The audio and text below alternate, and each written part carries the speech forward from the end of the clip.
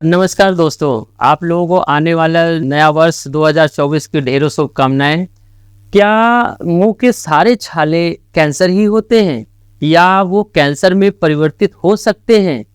ऐसा एक विचार हमारे मन में हमेशा कौंधता है और इधर पोस्ट कोविड में इतने ढेर सारे मरीजों को देख रहा हूँ जो चिंताग्रस्त हैं, जो मोबाइल में दिन रात सर्च किए पड़े हैं, क्या मेरे मुंह का छाला कैंसर हो रहा है, क्या मेरे मुंह में अगर सफ़ेद काला स्पॉट है तो वह कैंसर की तरह ही जा रहा है।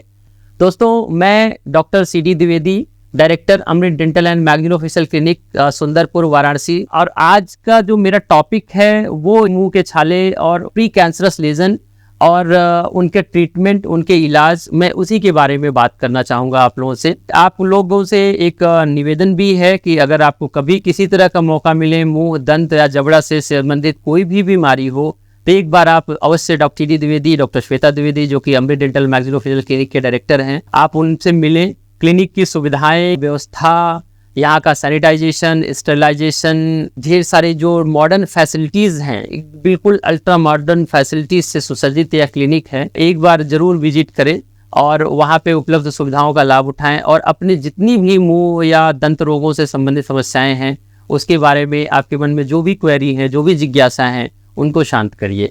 हाँ, तो हम बात कर रहे थे मुंह के छाले के बारे में।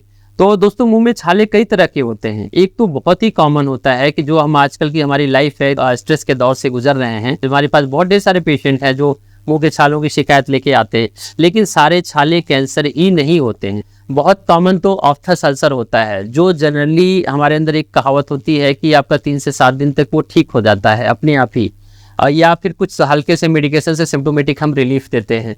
तो आप हर छाले से न घबराएं कि वह कैंसर है। कुछ लक्षण ऐसे भी हैं जो प्री कैंसरस लेजन होते हैं, तो उसके लिए कुछ सिम्टम्स भी होते हैं। या तो आप बहुत स्ट्रेस के दौर से गुजर रहे हैं तो हमारे मुंह के पीछे के भाग में लाइकन प्लैनस हो सकता है, जो कि अगर हम अपने स्ट्रेस को मैनेज करते हैं, अपनी डेली लाइफ की एक्टिविटीज़ को या डेली लाइफ रूटीन को थोड़ा सा चेंज करके, तो उससे भी हमारा कंट्रोल हो जाता है। प्लस कुछ हम सपोर्टिव मेडिसिन देते हैं जिससे वो नॉर्मल हो जाता है। तो बहुत ज़्यादा घबराने और डरने की ज़रूरत नहीं है, हर छाला कैंसर नहीं होता है। और कभी कभी हम देखते हैं कि हमारे मुंह में कुछ नुकीले दांत हैं, सड़ गए हैं, वो बचे हुए हैं, हम उनको अवॉइड कर रहे हैं और वो हमारे जीभ या गाल या पीछे का जो गाल का म्यूकोजा है उसको ट्रॉमा कर रहे होते हैं, उसके नाते भी छालों को ट्रॉमेटिक अल्सर बोलते हैं। उनमें अगर हम पॉजिटिव फैक्टर जैसे कि जो भी नुकीली चीज़ जो घाव कर रहा है दांत, हम उसको हटाते हैं तो वो छाला ठीक हो जाता है। अब हम बात करते हैं प्री कैंसरस लेजन की। क्या ये कैंसर के पहले की कुछ लक्षण होते हैं, हमारे स्टेज होते हैं, जैसे हम लिपोप्लेकिया बोलते हैं, लाइकन प्लैनस बोलते हैं, इरेक्थ्रोप्लेकिया बोलते हैं, ओरल सम्यूकस फाइब्रोसिस होती है।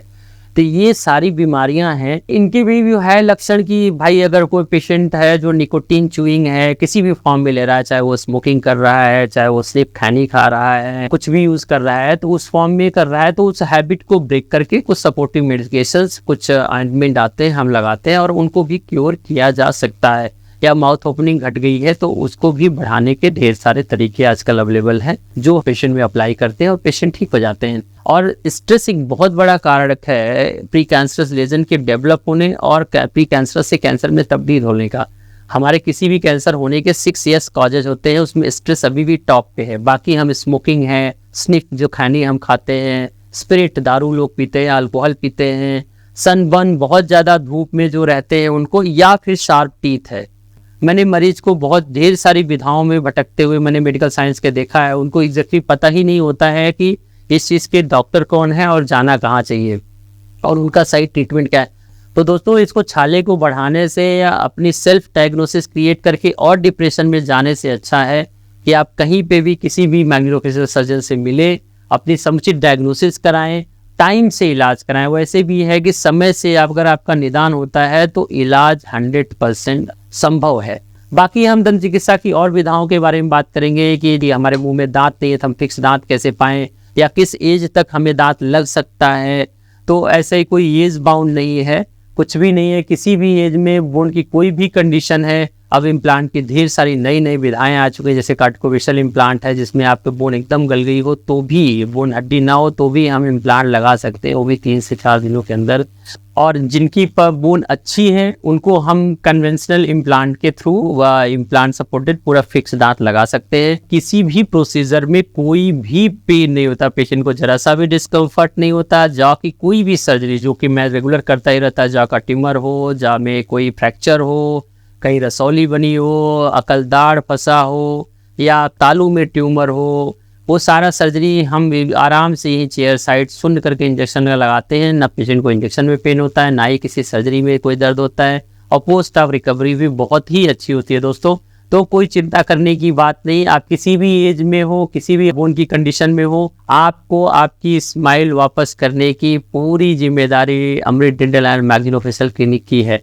बहुत बहुत धन्यवाद। आप सबको नया वर्ष की ढेर सारी शुभकामनाएं।